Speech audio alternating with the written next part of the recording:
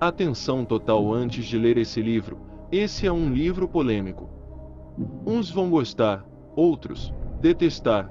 Uns vão concordar com o que lerem, outros vão discordar radicalmente e ainda execrar o autor.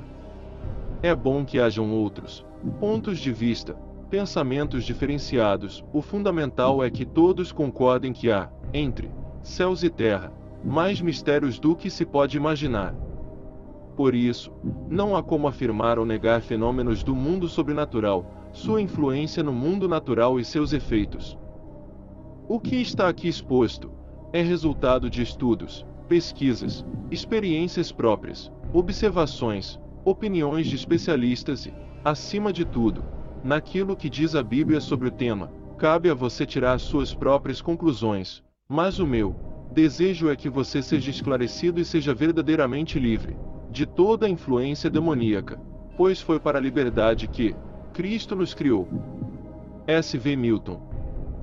Prefácio. Desde a primeira edição do meu livro Demônios Familiares, tenho sido abordado por grande número de pessoas que me fazem uma série de perguntas sobre vários aspectos da demonologia. A maioria deseja saber mais sobre o modo de operar das várias castas desses seres sobrenaturais, como atacam no mundo visível das formas e como podem influenciar nas vidas das pessoas. Ao me propor escrever algo sobre este grupo de representantes dos poderes das trevas, estabeleci como objetivo principal mostrar onde mais se concentram essas facções do exército satânico e como agem quando acionados pelos despachos nas encruzilhadas, cemitérios, matas, pedreiras, cachoeiras, rios, mares e outros locais indicados para arriar oferendas. A partir dos locais em que exercem influência, os demônios territoriais passam a interagir com seus semelhantes nos lares, nas escolas, nos lugares públicos e até nas igrejas, aumentando seu poder de fogo contra pessoas ou grupos facilmente influenciáveis, sem vida espiritual ativa, e que não professam o Senhor Jesus como único Salvador. As energias negativas, que estes seres infernais expandem nos locais em que se concentram, podem ser percebidas por pessoas mais sensíveis, geralmente mais espirituais, detentoras de um conhecimento mais avançado do mundo sobrenatural. Os espíritas, e particularmente os médios, por exemplo, sentem o que chamam de fluidos dos espíritos e até podem saber quais estão intocados no local para atacarem os incautos.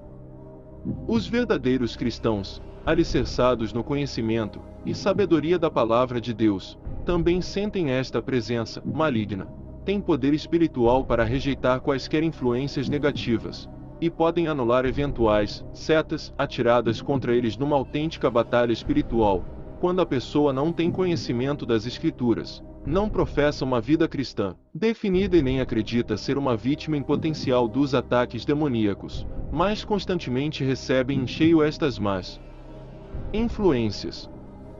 Começa então a acontecer-lhe coisas estranhas, como a perda de negócios praticamente feitos, perdas inexplicáveis de bens, prejuízos financeiros, desentendimentos repentinos com a família, sócios e amigos, enganos inexplicáveis nas contas e previsões orçamentárias, além de uma série de fatos que deixam as pessoas boquiabertas, sem entenderem como puderam errar em coisas tão corriqueiras, o que nunca aconteceu antes. Tenho consciência de que a simples leitura será insuficiente para convencer-lo de que poderá ser alvo de ataques dos demônios territoriais. É preciso uma atitude mais determinada para a pessoa se convencer de que a coisa está feia e que é necessário procurar ajuda espiritual para anular as influências negativas e poderosas que impedem a vítima ter um raciocínio mais lúcido, criativo e positivo em sua vida. Esta é uma das principais características da ação dos demônios territoriais. A Bíblia diz que eles atuam em blocos e influenciam na perda da percepção da lógica que os seres humanos têm em seus raciocínios. No caso do endemoniado gadareno, narrado nos Evangelhos, mais adiante falaremos sobre isso, observa-se como estas castas são poderosas, atacam a consciência, provocando a perda do eu e dando a impressão de uma loucura incurável e cruel que dura até matar a vítima de sofrimentos e terror. Isso acontece porque a maioria dos seres humanos está desprovida do amparo e proteção do remissor sangue de Jesus, não atentando para o poder que há no mundo subjetivo, oculto e totalmente fora do compreensível pelo raciocínio lógico. Basta uma passada rápida diante de um despacho arriado na porta de um cemitério para atrair a malignidade daqueles espíritos que foram invocados no local. Estas não são historinhas que a tradição popular sustenta através dos tempos, mas situações reais vividas por milhares de pessoas ao redor do mundo, cujas vidas se resumem numa tristeza profunda, pobreza, infelicidade e constantes lamentações. Pessoas que moram próximas a cemitérios, a locais onde anteriormente foram zonas do meretrício, lugares de rochedos e pedras, matas e florestas, estão sujeitas a estas influências. Não é necessário ser especialista em especulação imobiliária para saber que terrenos e casas próximas a cemitérios valem bem menos que em outros lugares. Não pelos mortos, que não podem mais fazer bem ou mal, mas pelo miasma que fica no ar, não visto, mas sentido, rejeitado inconscientemente, levando a lembrar o fim trágico do corpo em sua última morada. Ninguém deseja ligar o seu dia a dia a uma paisagem, constantemente lembrando o fim, a morte e tudo o que se não deseja na vida terrena. Quem não conhece a passagem da tentação de Jesus no deserto? O que o Filho de Deus teria ido fazer naquele local? A Bíblia diz claramente que ele fora para ser tentado. Claro, havia lá um número significativo de demônios territoriais que costumam habitar os lugares áridos. Leia em MT 12.43. Era lugar propício para Satanás aparecer e desencadear o grande debate cósmico entre Jesus, o ungido de Deus, príncipe da luz e da paz, e o príncipe das trevas, senhor dos poderes destruidores do mal. O que Jesus ensina sobre espíritos imundos, que vagam pelos lugares áridos? O que ele diz sobre casa limpa? Os que conhecem a Bíblia sabem que a consequência da indiferença com as questões espirituais, o desconhecimento das causas das influências malignas, é um constante ataque ao espírito e ao físico por demônios que vagam pelos campos, matas, pedreiras, cemitérios, desertos e outros lugares áridos, mas não gostam disso, preferindo os corpos das pessoas onde se alojam para se expressarem. O texto em análise leva a duas conclusões fundamentais que devem ser atenciosamente observadas. A primeira é de que a pessoa sem vida espiritual ativa está sujeita a um ataque de espíritos malignos das trevas, a escravidão a uma vida medíocre, sem presente nem futuro, prisioneira dos vícios, da miséria e da infelicidade constante, sem contar as doenças físicas e psicológicas, severas algozes de quem está longe de Deus e suas misericórdias, únicas armas imbatíveis contra o poder do mal no plano invisível. A segunda é de que o cristão sincero, conhecedor do potencial que tem contra os poderes malignos pela graça do Espírito Santo, pode lutar contra as maquinações do diabo e vencer. Não pelo merecimento humano, mas pelo plano cósmico de Deus através da sua eterna justiça, consolidada pela obra de Jesus na cruz, beneficiando todos que crerem nessa providência, demônios territoriais, os familiares, as diversas castas que povoam o mundo invisível das trevas estão sob o domínio de Deus, que concedeu a primazia do poder a Jesus Nazareno, provada e comprovada pela sua vitória no deserto e o ressurgimento depois da morte na cruz. A instrumentação usada por Satanás na tentativa de anular o único poder capaz de vencê-lo em quaisquer terrenos é nula, foi uma tentativa vã. Os demônios continuam suas ações nefastas, mas só alcançam os incautos de espiritualidade dúbia, que rejeitam o conhecimento do Manual do Fabricante, a Bíblia Sagrada, em que território é a sua briga contra os demônios. Talvez você tenha um desejo sexual incontido. Quem sabe, propensão ao homossexualismo, pode ser que seja viciado em bebidas alcoólicas. Muitos outros desejos extremamente prejudiciais poderão estar ameaçando a sua felicidade, e isso tem quase todas as chances de ser ataque de demônios. Você pode estar vivendo em um mundo desconhecido e perigoso, mas há esperança. Existe uma saída. Introdução. Havia um lugar mal assombrado numa enorme fazenda de cafeicultura no norte do estado do Paraná, nos anos de 1960, e numa depressão entre dois morros, deixaram em pé um fechado bosque de árvores nativas e cortado por um caminho estreito, só possível atravessar a pé ou a cavalo. A mata mide aproximadamente 1 quilômetro em sua largura, mas era muito comprida. Chegando à divisa da propriedade, era voz corrente em toda a região que, à noite, no interior do bosque, ouviam-se vozes humanas, gemidos e lamentos. Os que juraram ter ouvido essas manifestações do além, acrescentaram que sentiram arrepios da nuca aos calcanhares. Outros garantiram ter ouvido sons diferentes vindos do interior da mata e pouquíssimos se arriscavam a atravessar o local à noite, temendo os ataques das assombrações noturnas. Eu conheci o local, durante o dia, naturalmente.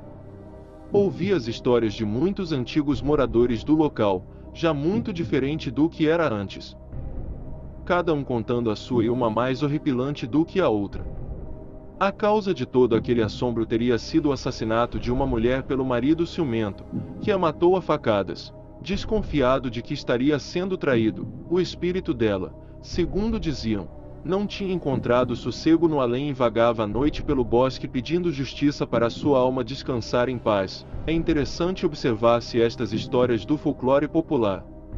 Algumas narrativas percebem-se fantasiosas, recheadas de ingredientes muito pouco digeríveis pela mente racional. Mas alguns lances dão mesmo que pensar, embora não se devam conceber tais narrativas como verdade sem o amparo da pesquisa historicamente comprovada, o que é muito difícil em relação ao sobrenatural.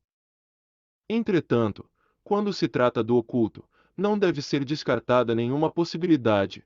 A mais comum é a de que o local sirva de morada às castas demoníacas, aproveitando-se da crença popular em consequência de tragédias reais, como o assassinato brutal daquela mulher, cujo marido nem tinha certeza da sua traição. Mesmo que tivesse, isso não lhe daria o direito de tirar a vida da esposa, um ato totalmente comandado por demônios obsessores. Eles não largam suas vítimas enquanto não as convencem de cometerem loucuras. Incompreensíveis à apreciação do raciocínio lógico, essas histórias muitas vezes são reforçadas por exemplos, impossíveis de serem contestados. São testemunhados por pessoas sérias, que não costumam inventar histórias para boi dormir, como popularmente se diz. Alguns afirmam que o cavalo de fulano refugou e não passou pelo local. Apontam um seu Zé das Quantas, que ainda mora na casa tal até hoje. O homem apontado confirma a história com entusiasmo vivo, acrescenta novos dados e ainda apresenta o cavalo vidente. Isso não é uma prova concludente, mas o bicho está lá, por via das dúvidas. Não é bom, no processo investigativo, descartar essas histórias como pura fantasia, sem nenhuma lógica. Satanás aprecia muito quando não se acreditam nele e em suas ações malignas, impostas para prejudicarem pessoas criadas à imagem e semelhança de Deus. Assim, ele poderá agir à vontade, acobertado pela incredulidade que impede a busca de proteção contra os males espirituais. Folclores existem. Histórias deslavadas, espalhando um monte de bobagens, mas a realidade está tão próxima da fantasia que, às vezes, ambas se confundem a ponto de não se saber onde termina uma e começa a outra. Uma dessas fantasias que se confundem com a realidade é a crença generalizada de que os espíritos dos mortos podem encarnar-se nos corpos dos vivos e se manifestarem através da mediunidade. A Bíblia afirma categoricamente que os mortos não estão conscios de nada e nada podem fazer de bom ou de mal. Gen 2.17, 3.19, EZ 18.4. Se é assim, como explicar o transe mediúnico? A Bíblia também é enfática nesse particular, são espíritos de demônios territoriais, 1 João 5.19, Apocalipse 12. 9. São estes que se manifestam em locais tidos como mal-assombrados, causando arrepios nos mais sensíveis, gemendo e emitindo sons lúgubres que os animais percebem mais facilmente. Veja o caso dos demônios que Jesus permitiu a invocação uma manada de porcos, MT 8.30, 32. Somente o espírito é capaz de discernir a diferença entre fantasia e realidade com clareza, sem nenhuma confusão gerada pela dúvida como consequência do desconhecimento. Essa ideia de que espíritos de mortos ficam vagando é pura fantasia. Jesus disse claramente que são os demônios que vagam sem rumo, prontos a encarnarem, no primeiro médium que abrir a sua mente para recebê-los. Mortos também não reencarnam como creem os kardecistas e adeptos de diversos segmentos do espiritismo e de outras formas de ocultismo. Muito menos se apossam dos corpos dos vivos, são os demônios que fazem isso, quase sempre os territoriais, que imitam vozes dos falecidos, revelam os segredos, só conhecidos pela família como fordemônios territoriais de identificação. São estes mesmos que produzem energias negativas e escravizam pessoas com doenças e crueldade, a presença demoníaca e tão real e perturbadora que Jesus considerou Satanás como o governante deste mundo. João 12.31, 14.30, 16.4. Que mundo seria esse ao qual Jesus se referia? Um mundo real, palpável, tangível, concreto, visível em suas formas e conteúdos, o qual está em oposição à verdade de Jesus, à justiça de Deus e aos ensinos da tolerância que leva a paz pelo amor verdadeiro. Este é um mundo tenebroso onde o ódio suplanta o amor, com os poderosos sempre engolindo os menos favorecidos, causando guerras e mortes sem fim. Caos eterno. Satanás tentou Jesus oferecendo-lhe todos os reinos deste mundo, em MT 8 de abril de 2010. Alguém poderá oferecer a outro o que não tem. A propriedade da matéria é, por enquanto, das hostes ocultas do mal, porque todo bem material é finito. Deus permite que a matéria seja manipulada pelo diabo no mundo visível, conforme se observa numa passagem conhecida do livro de Jó. Capítulo 1. Por isso, quem está sob influência dos demônios, sente os primeiros efeitos de seus ataques nos bens, nos valores deste mundo, conforme aconteceu com Jó. Se Jesus não soubesse que Satanás realmente poderia dar-lhe todos os reinos do mundo, a oferta não constituiria uma tentação. Conclui-se que o diabo é o Deus deste sistema de coisas, 2 Co 4.4, ou seja, um mundo injusto e tenebroso em que pode movimentar-se, manifestar-se e tornar real a sua presença em lugares de sua preferência. Como aconteceu no deserto nos tempos de Cristo e continua acontecendo hoje, ocasiões em que os próprios demônios, usando médios como instrumentos, ordenam despachos e oferendas, conforme as falanges, que se pretendam agradar. Porque alguns lugares, conhecidos como imantados pelos ocultistas, são preferidos pelos demônios. É uma estratégia de guerra muito comum, a ocupação de territórios que ofereçam segurança, comida farta, água e facilidades para um ataque com grandes possibilidades de vitória. A Bíblia diz que Satanás não governa seu mundo sozinho, nem manipula pessoas no mundo real sem o seu exército de súditos, prontos para agirem seguindo suas ordens. O apóstolo Paulo, na conhecida passagem de Efésios 6.12, esclarece uma característica destes demônios: mantenham-se firmes contra as maquinações do diabo, porque nossa luta não é contra a carne e o sangue, mas contra os governantes deste mundo. Leia o texto todo. Esta é uma revelação do Espírito Santo a Paulo, fundamental na guerra espiritual que se trava no dia a dia contra os poderes das trevas. O apóstolo foi um homem privilegiado com as orientações de Deus, especialmente escolhido para repassar estes conhecimentos às futuras gerações. A Bíblia diz que cristãos autênticos não pertencem a este mundo, Jó 17.14. E se este mundo é governado pelo diabo, cristãos de toda a terra estão em território inimigo, tornando-se necessário implantar aqui o reino de Deus, até que Jesus prenda Satanás e suas hostes para sempre no lago de fogo e enxofre, vindo finalmente reinar com a sua igreja em a Nova Jerusalém Celestial. O texto das páginas a seguir pretende mostrar as consequências nefastas para a vida espiritual e material de pessoas sem Deus e que resistem à verdade. Ninguém poderá vencer demônios territoriais. Grupos de demônios comandados por um chefe, seguindo uma hierarquia, é chamado de imã. Objetos que, segundo creem os ocultistas, atraem energias positivas. Ou desviar-se das armadilhas sutis do mal sem orientação segura do Espírito Santo através da palavra de Deus. Para isso, é fundamental conhecer o inimigo, suas estratégias e poder de fogo, assim como também saberá que armas poderá usar nesta guerra sem tréguas, utilizando o poder disponível no mundo invisível da luz em que tudo é claro e perceptível pela revelação divina.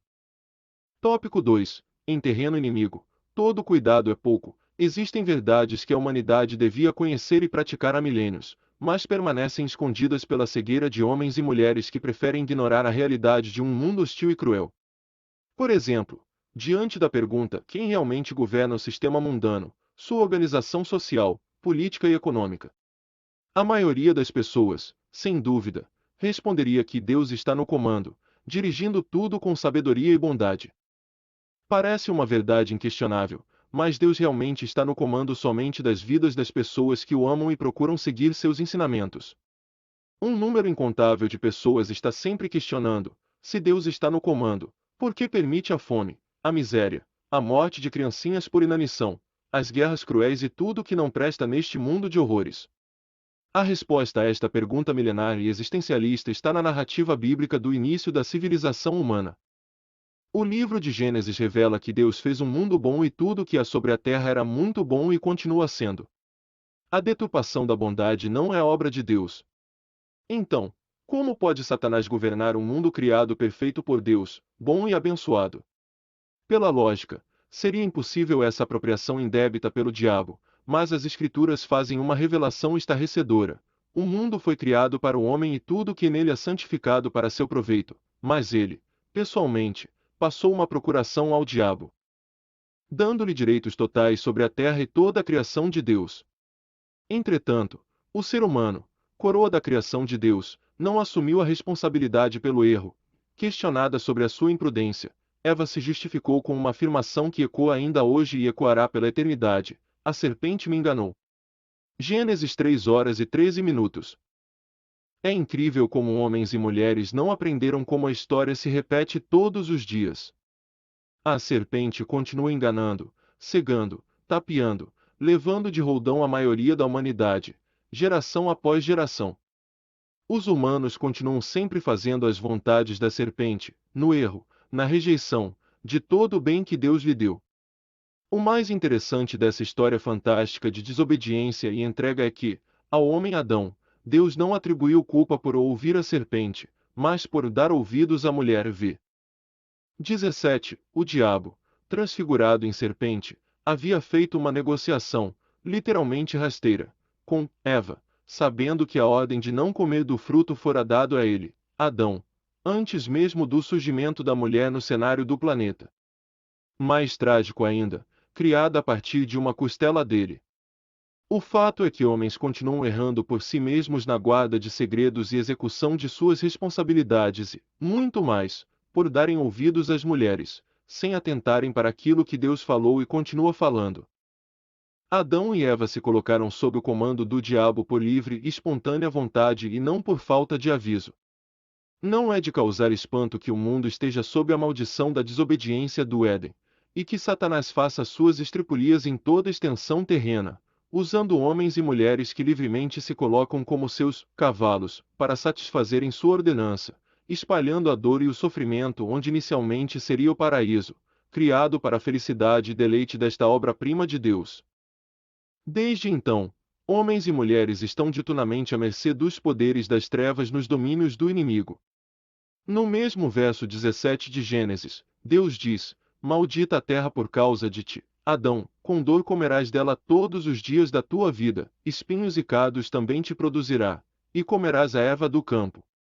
No suor do teu rosto comerás o teu pão até que tornes a terra porque dela fostes tomado, porquanto és pó e em pó te tornarás. VV 18,19. Se você prestar atenção à ênfase maldita é a terra por causa de ti, entenderá por que o sistema de governo terreno é diabólico e os governos humanos estão aí para massacrarem. Todos governam sob a égide das trevas como resultado desta terrível maldição. Entretanto, e apesar dela, Deus abriu uma porta de escape para os que entenderem isso e aceitarem essa realidade, a providência para a restauração da criatura humana como ser, inicialmente criado bendito e bom, demônios territoriais naquele distante dia no deserto. Jesus mostra a providência do Pai e toda a extensão da sua misericórdia. É como se Jesus estivesse dizendo à humanidade: coragem! Vocês não estão sozinhos. A minha vitória é a de vocês porque não poderiam vencer sozinhos, suas armas não serão as espadas e lanças, mas o meu exemplo de amor e fé. Resumindo, a guerra é espiritual, com poder dado por Deus através de Jesus Cristo. Isso não dispensa a eficiência do treinamento dos soldados que devem estar atentos às armadilhas do inimigo.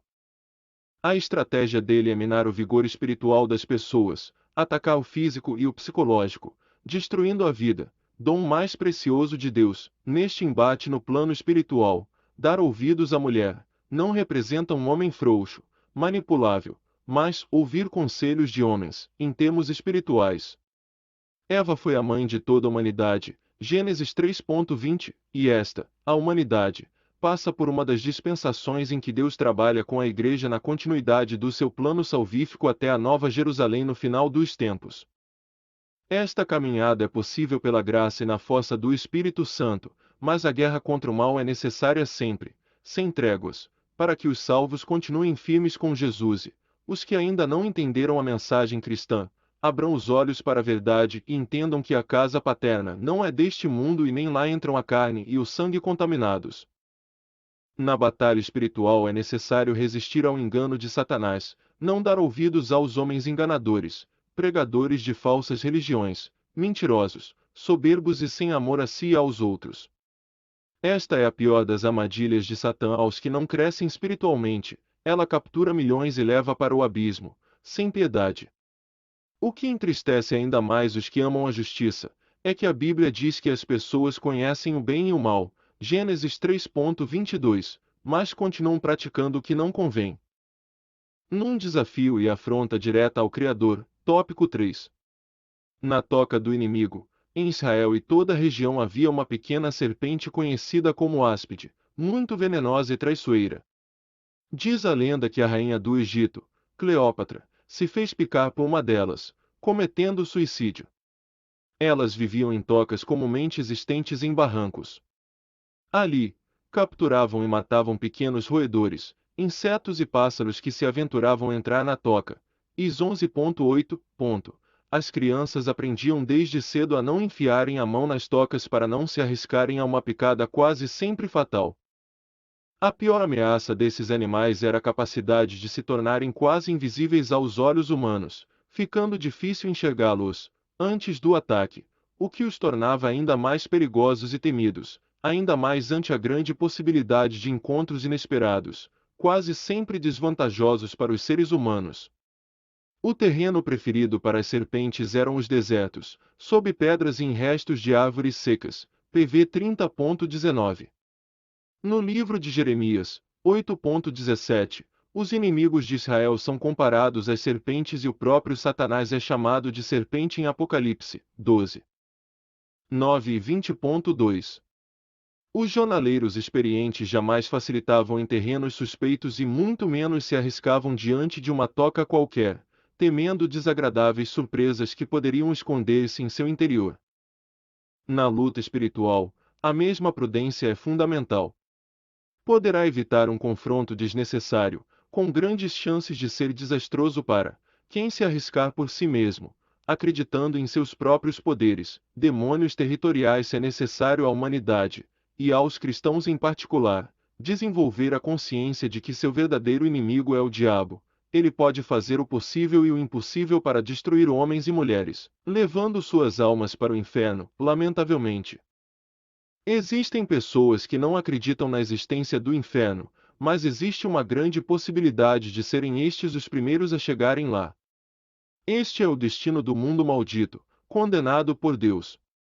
Ele sim tem como única preocupação salvar pessoas para um tempo novo, levando-as para um lugar novo, transformando-as em novas criaturas enquadradas no plano de salvação em Jesus. Por estar em território inimigo, cristãos se deparam a todo momento com a áspide ameaçadora, pronta para o bote e inocular seu veneno mortal.